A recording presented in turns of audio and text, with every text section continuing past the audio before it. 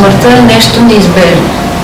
Цялото страдание покрай смъртта и трудните периоди идва поради стремежа и желанието на хората към само да има удоволствие. Но както ние говорихме, всъщност лоша енергия, добра енергия, приятно и неприятно, това са две части от едно цяло и ние няма как да искаме само едното, а да избегнем другото. Просто такъв е механизмът. Така работят нещата. То е като гравитацията. Пуснем ли един обект точно в тези условия, в които се намираме, долу, той ще пада надолу. Така че ние не можем да променим това, каквото не можем да променим, най-леко би било за нас да го приемем.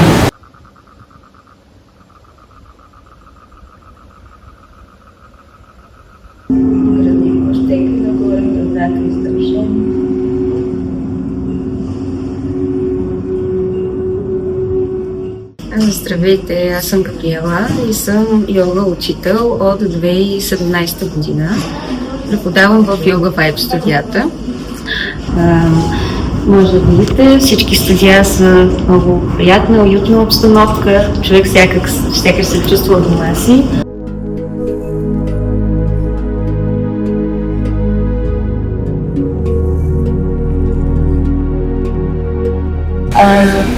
Аз не мога да си представя как би изглеждал живота ми без йога. Реално усещам, че след като започнах с йога в тази тинейджерска възраст, така да се каже, много сериозни промени започнаха да се случват с мен. Тоест, аз не съм имала тези резки промени в настроение и емоции. Като цяло имах така едно много спокойно тинейджерство. Много хармонично всичко се развиваше, не боледува често, честно казано, обаче аз така не ползвам много лекарства и като цяло много обичам природата и всичко свързано с нея. Тоест гледам да съм в хармония с природните ритми.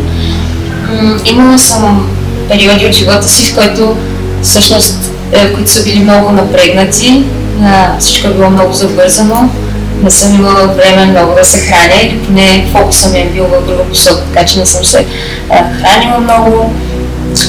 Но йогата не съм пропускала и всъщност мисля, че оттам е била основна енергията, която съм имала, за да свърша всичко, което е трябвало да свърша. Така че йога е една система от практики, които действа на всички нива, не само на физическо ниво. Всъщност ефектът върху физиката, здравето, това е само един страничен ефект. Реално много мощен е ефекта, който има върху ума и енергетиката и осъзнаването. Защото в нашето съвременно общество, където всичко е толкова динамично и всяко нещо потърпа навън, излизат все повече нови неща и те не само дърпат ума навън, а пораждат и емоции и желания, което много енергия хапи. Нещата са много по-мащабни, отколкото ние ги възприемаме.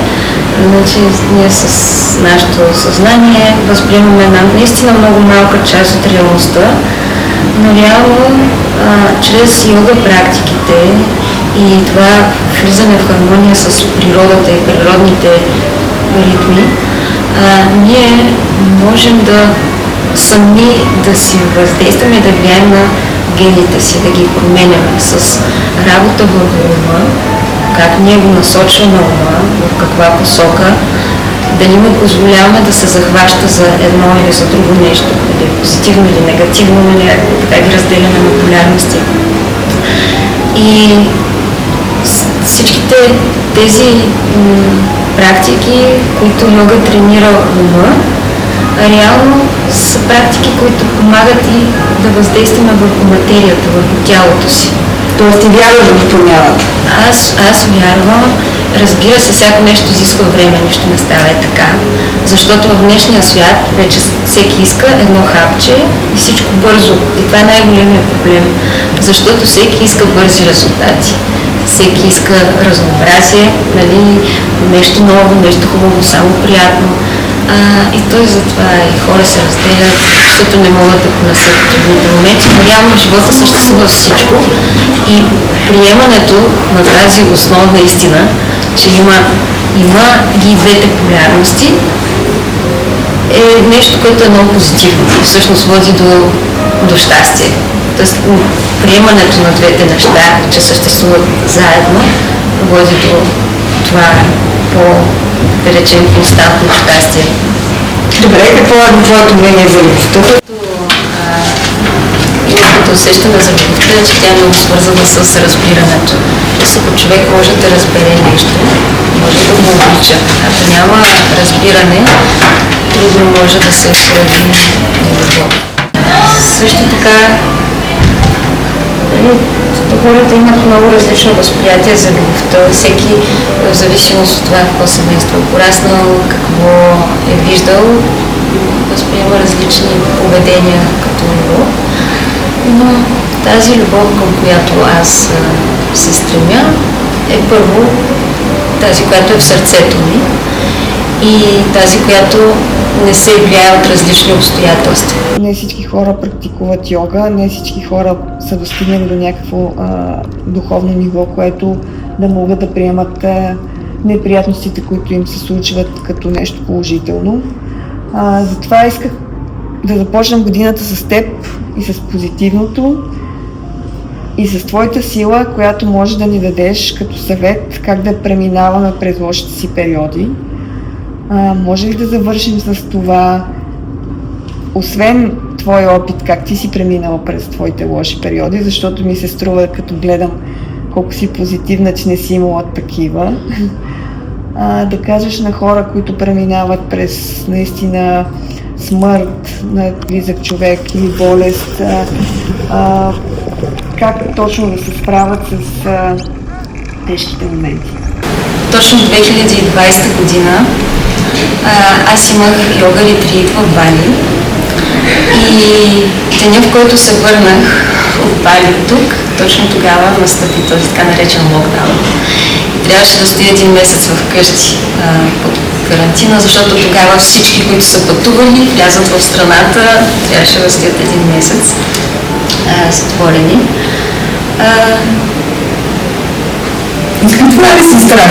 Не, в никакъв случай не съм имала страх. Беше ми доста интересно да наблюдавам какво се случва с инвалидите и с всички тия процеси. Не съм имала страх.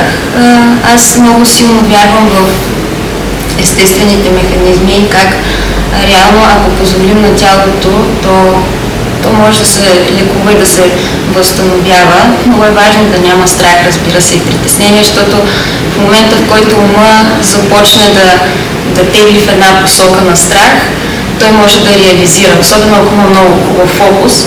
Тоест, ако ние се фокусираме върху нещо много хубаво, можем да го материализираме. Ако се фокусираме върху нещо много лошо, същата работа. И тук всъщност древните йога текстове, те говорят за много повече дълбочина и сила, която има човека като същество. И там много се набляга на това да се тренира фокуса на ума, да се генерира енергия. И когато тези процеси стигнат своя връх, човек наистина може да материализира не така по случайност, а целенасочено може да материализира желанията си. Но това не е основната идея в йога. В смисъл, това се счита като един етап преди крайния, в който човек трябва да се откаже от тези си, те им казват ситхи, свръхестествени способности, да ги остави на страна, защото е малко плъзгав участък и просто да пусне всичко. Да бъде толка.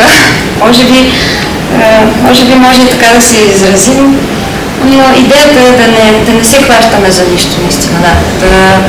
Каквото дойде добре дошло, каквото си отива, просто допуска.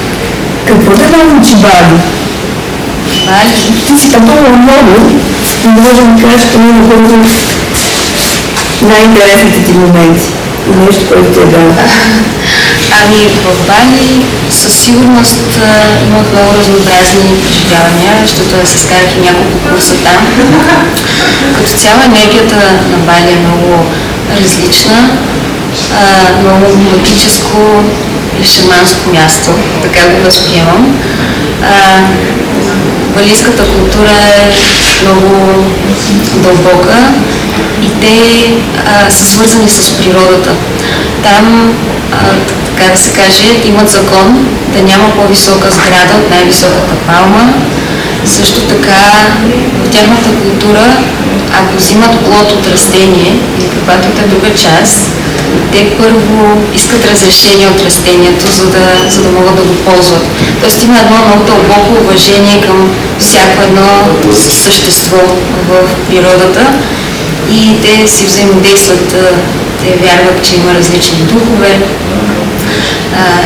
Така, много магическо място е. Наистина не случайно хора от цял свят отиват там, за да се лекуват, да се освободят от травми и така да намерят баланс. А как чувстваш още енергия? Например, там чувствала ли си такава? Къде е място, където най-много го усещаш? Аз много съм наблюдавала това с лошата и с добрата енергия. Всъщност, за мен лоша, добра енергия, те са едно и няма нужда да избягваме едното и да се стремим към другото. И всъщност истинската сила е в това да обхванем тези противоположности и нали, всички знаем този символ Инь-Ян, който в тъмната си част винаги съдържа нещо светло и в светлата част винаги има нещо тъмно. Тоест тези две противоположности взаимно се пораждат и много е трудно да уточним къде е границата. Верно е, има ситуации, в които, примерно, ако говорим за хора, енергията им излиза извън баланс и тогава започва да се проявяват по-тъмните аспекти. Някога, когато се подсили енергията и върнем към баланс, започва по-светлите аспекти да се проявяват. Но това са едни процеси динамични. Важното е да има осъзнаване и когато сме в тъмната сенчеста част или усещаме такава енергия, не да бягаме от нея и да я бутаме, просто да така притихнем и да я наблюдаваме така изследователски и това сменя полярността. Изцяло така маха усещането за негативност. В смисъл това е това е нещо, което съм усетила за себе си, че всъщност ако нещо, така да наречем, неприятно се случва в живота, ако ние подходим към него с любопитство и разглеждаме механизмите, според които това неприятно нещо работи, тогава то става интересно и приятно. Така че за мен няма много...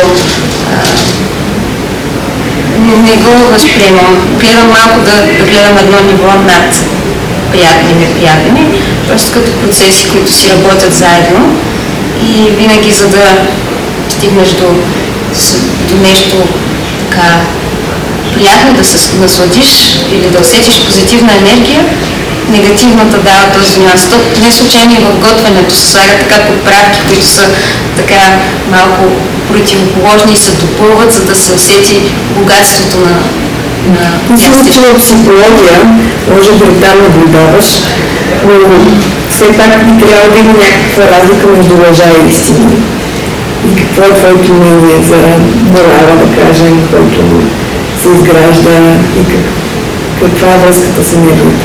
Че на всички нива, когато истината за един човек е, когато на всичките нива, на ниво тяло, действия, мисли и думи има съответствие. Това е истината за съответния човек, за конкретния човек.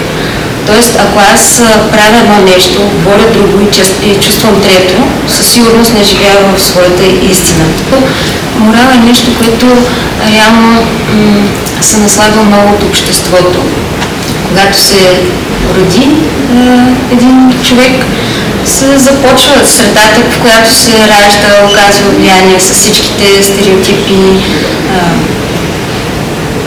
вярвания, но...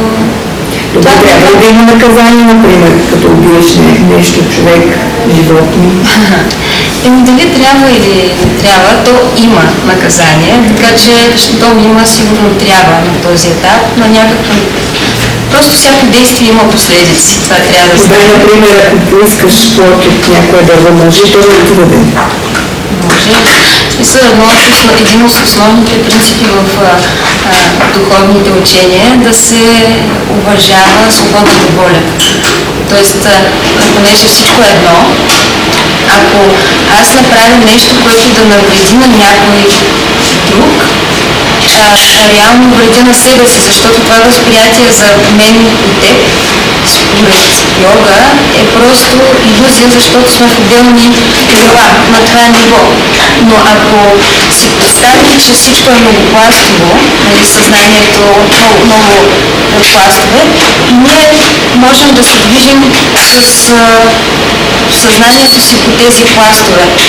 И ако сме се задържим само на тези физически закони, възприятието е едно, но ако можем да изтеглим съзнанието си така, че да обхване всичките нива, тогава можем да живеем в този физически свят, без да осъзнавайки нашите действия, как са свързани с всички останали. Ние всички сме свързани и когато правим нещо на някой друг, то рефлектира върху нас.